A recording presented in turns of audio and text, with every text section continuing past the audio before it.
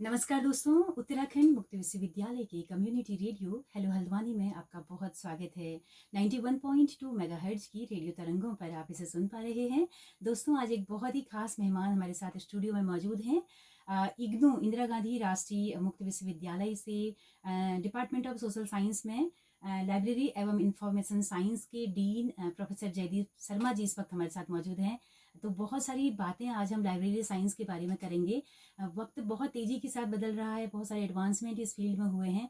तो पिछले शायद 20-25 सालों से तो सर आप होंगे ही। जी तो इस पूरी यात्रा को हम समझने की कोशिश करते हैं। सर, बहुत स्वागत है हमारे रेडियो स्टेशन में आपका।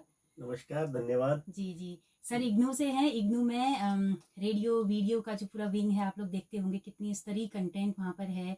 और चैनल के ज्ञान दर्शन चैनल के जरिए आप लोग बहुत कुछ कर रहे हैं। तो बहुत बड़ी बिल्डिंग है EMPC की। तो अभी सर ने बताया।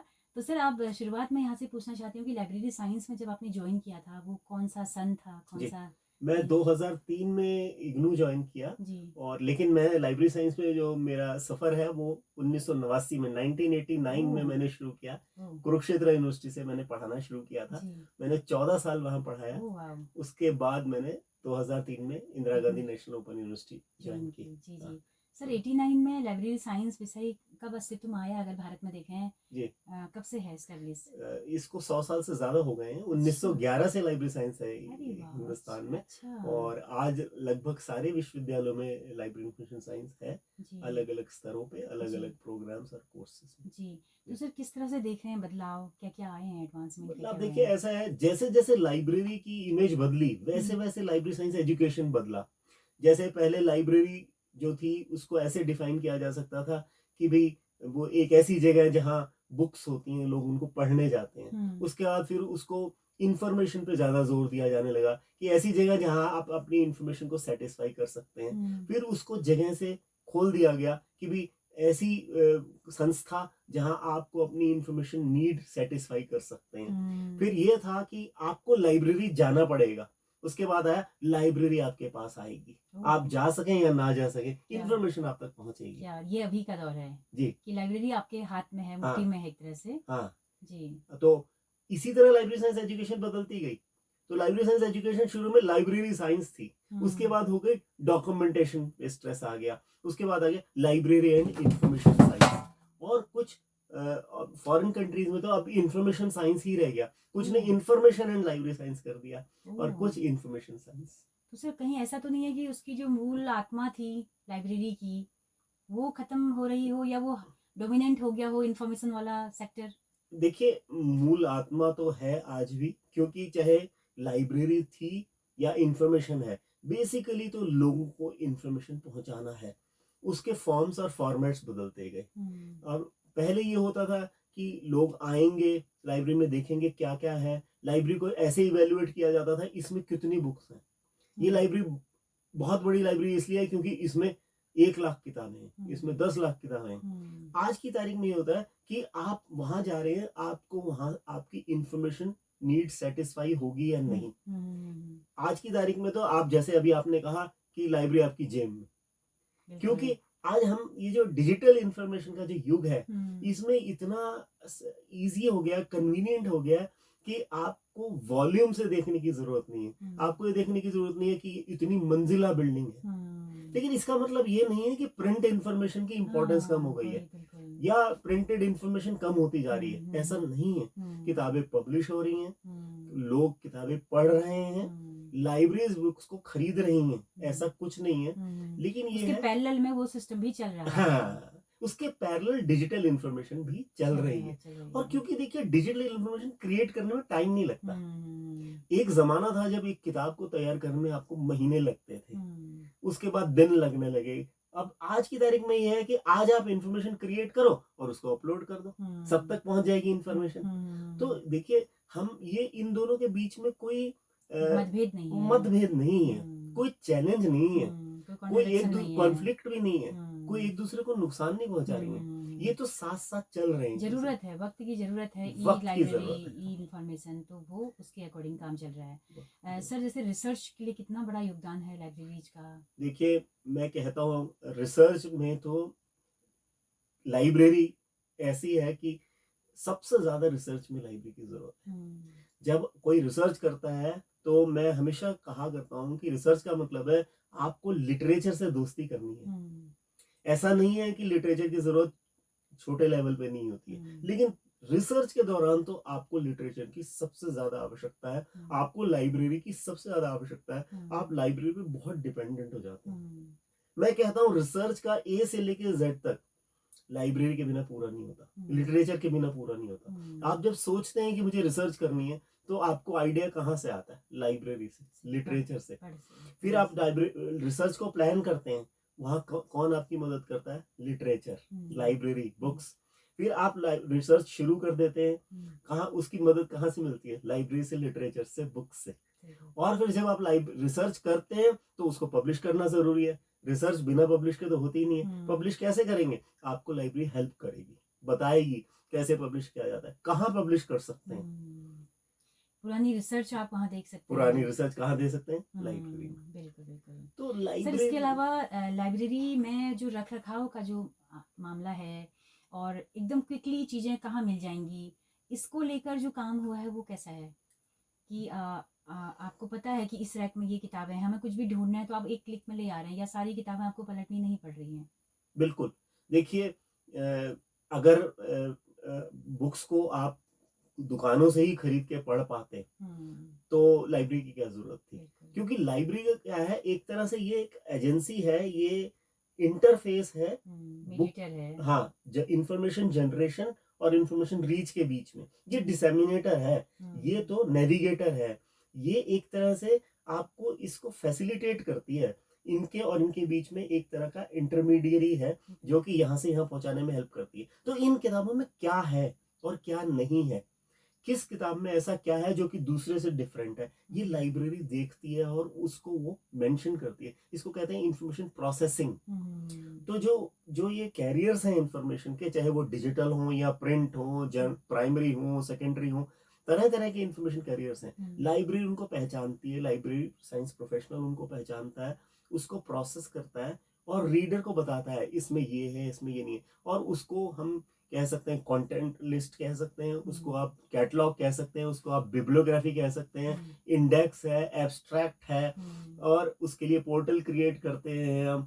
आज की आज की तारीख में उनके नाम बदल गए हैं, उनको और आपने इजी कर दिया है। तो लेकिन ये ऐसा नहीं है कि इंफॉर्मेशन प्रोसेस करनी नहीं पड़ेगी, इंफॉर्मेशन तो प्रोसेस करनी पड़ेगी, लेकिन ये है कि इंफॉर्मेशन एक्सेस आसान हो गया। इंफॉर्मेशन जनरेशन तो मशीन नहीं करती, जनरेशन तो दिमाग ही करता है, लेकिन जनरेशन के लिए एआई के आने के बाद इस तरह की हाँ, संभावनाएं भी जताई जा रही हैं। एआई तो एक अलग ही चीज वो है। तो बिल्कुल नई तरह से आर्टिकल लिख के आपको दे दे रहा है। बिल्कुल, हाँ, है ना? वहां जनरेशन का रोल आ गया है। अदरवाइज टेक्नोलॉजी में जनरेशन तो नहीं था, लेकिन डिसेमिनेशन, ट्रांसमिशन, लोगों तक पहुंचाना, लोगों को बताना, उसमें तो एआई टेक्नोलॉजी का बहुत बड़ा रोल है। बिल्कुल। सर जो लाइब्रेरी का ढांचा हुआ करता था 89 में जब आपने ज्वाइन किया तो कितने लोग होते थे लाइब्रेरी में, और आज क्या कुछ बदला है एआई के हिसाब से, या कंप्यूटराइज हुई हैं कुछ चीज़ें, कुछ कंप्यूटर सिस्टम भी क्या लगाए गए हैं? जैसे मैं एक बार जेएनयू की लाइब्रेरी गई थी तो सैकड़ों की संख्या में लोग बैठे थे लाइब्रेरी के अंदर और सब ने अपने आगे सिस्टम खोले हुए थे, कंप्यूटर के, लैपटॉप खोले थे। तो लाइब्रेरी है, होने को किताब होनी चाहिए थी, लेकिन वही बात है कि लैपटॉप है, वहां से लोग पढ़ रहे हैं, और एक शांत माहौल, जो एक अनुभव जो होता है लाइब्रेरी में आने के बाद, तो वहाँ पे उसमें कैसा था?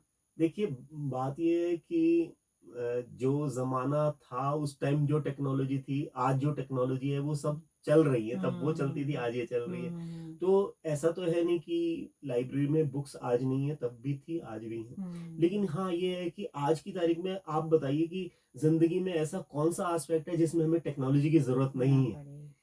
टेक्नोलॉजी की जरूरत तो है, तो वो लाइब्रेरी में, एक जमाना था लाइब्रेरी कहती थी नहीं नहीं आप ये नहीं लाएंगे लाइब्रेरी के अंदर, लेकिन अब लाइब्रेरी को पता चल गया इसके बिना इंसान की अच्छा, जैसे फोन अलाउ नहीं होंगे शुरू में, अब फोन भी अलाउ है, कैमरे अलाउ नहीं लैपटॉप भी है। अलाउ है। पहले आप कहते थे बात मत करो लाइब्रेरी में, आज लाइब्रेरी को पता चल गया है कि अगर हम इनको यहाँ बात नहीं करने देंगे, यहाँ आएंगे ही नहीं। ओह, क्या बात है। तो लाइब्रेरी में डिस्कशंस होंगे, बातें होंगी, डिस्कशन होंगे। मतलब लाइब्रेरी में कुछ एरियाज ऐसे हैं जो कि साइलेंस जोन है, कि भाई आदमी वहां बैठ के पढ़ेगा, शांति चाहिए उसको, वो अकेला बैठ के पढ़ेगा। लेकिन ऐसे एरियाज हैं जहाँ लोग मिलजुल के बैठ के बात करेंगे, डिस्कस करेंगे, और ऐसे हैं जहाँ लेक्चर भी होंगे, क्या बात ऐसे है, हैं जहाँ फिल्म भी दिखाई जाएगी। क्या बात है, क्या बात है।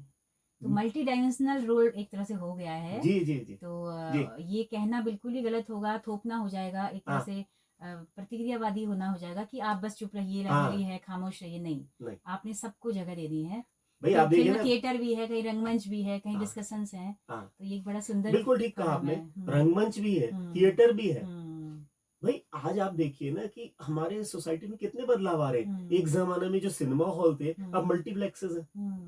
बिल्कुल, तो कौन सा ऐसा सिस्टम है जो हमारी नहीं बदला है। जो नहीं बदला। हम्म पहले आपको टेलरिंग शॉप पे जाया करते थे, आज हम्म आपको बने बनाए मिल रहे हैं कपड़े। बिल्कुल तो ऐसी लाइब्रेरी में बदलाव आ रहा है। बिल्कुल। अब नई चीज़ों को हम कैसे अपनाएं उस पर भी थोड़ा निर्भर करेगा कि जैसे कहते हैं कि कंटेंट हम पढ़ेंगे तो हमारी आंखों में जोर पड़ेगा, सेहत पे असर पड़ेगा, किताब पढ़ने में थोड़ा सही रहेगा। जी। लेकिन वो हमें देखना है कि हमें कितना क्या पढ़ना है, हाँ, बैलेंस तो आपको बना के बैलेंस रखना है। बना के रखना है। तो सर क्या संदेश देना चाहेंगे आप, और स्कोप की अगर कुछ आर्ट चलते चलते बताना चाहें हमारे तमाम लर्नर्स के लिए कि कहाँ कहाँ स्कोप बड़ा देखिए, है, मैं तो सबसे पहली बात तो ये कहूंगा, लाइब्रेरी थी, है और रहेगी। रहेगी। प्रिंटेड बुक भी थी, है और रहेगी। हम्म साथ साथ सारे बदलाव जो आ रहे हैं वो भी चलते रहेंगे, और आगे बदलाव आते रहेंगे। Change is the only constant in life, है हम्म ना।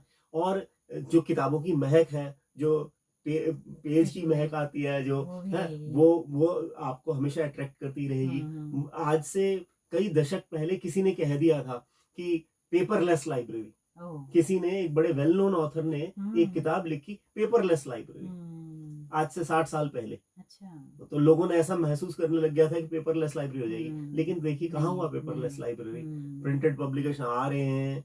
हालांकि फर्क तो जरूर पड़ा है क्योंकि हुँ, डिजिटल इंफॉर्मेशन अवेलेबल है। बिल्कुल, लेकिन ऐसा नहीं है, ये सब चलेगा, साइड बाय साइड चलेगा। उसके हुँ, अपने फायदे हैं, उसके अपने फायदे हैं। बिल्कुल, और टेक्नोलॉजी के फायदे और नुकसान दोनों होते हैं। जैसे बिल्कुल, अभी आपने कहा, बार बार आंखों पे असर है, वो सब हुँ, चीजें, वो तो हमें बैलेंस बना के रखना है। बिल्कुल, बिल्कुल, भाई आज टेलीमेडिसिन का कंसेप्ट कब से आ गया। ये हुँ, थोड़ा ना डॉक्टरों की जरूरत नहीं रही है ना। हुँ, तो एक एक्स्ट्रा सहूलियत लोगों को मिल एक गई एक्स्ट्रा उससे। सहूलियत मिल गई है। और लाइब्रेरी का तो रूप बदल रहा है और बदलता रहेगा ही। और लाइब्रेरियन को भी अपने आप को उस हिसाब से चेंज करना पड़ेगा। हाँ।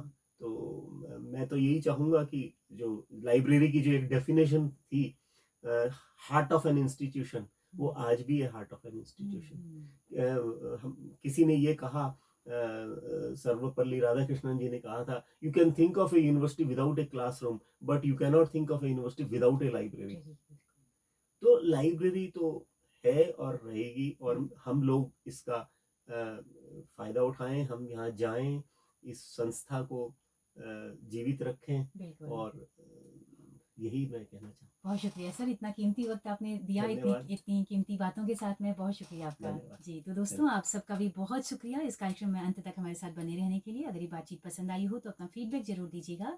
जैसा कि हम बताते हैं कि हमारा रेडियो एक सामुदायिक रेडियो है जिसकी पहुंच रेडियो में केवल हल्द्वानी शहर तक है। लेकिन अगर आप दूर दराज पहाड़ों में या देश के किसी भी हिस्से में इस रेडियो को सुनना चाहते हैं तो हमारे यूट्यूब चैनल के जरिए आप इन कार्यक्रमों को सुन सकते हैं। हेलो हल्द्वानी नाम से हमारा यूट्यूब चैनल है, फेसबुक पेज है, इंस्टा अकाउंट है। आपके फीडबैक का बहुत बेसब्री से इंतजार रहेगा। तो प्रोफेसर जयदीप शर्मा जी के साथ में अपनी रेडियो मित्र सुनीता भास्कर को दीजिए इजाजत। नमस्कार। नमस्कार।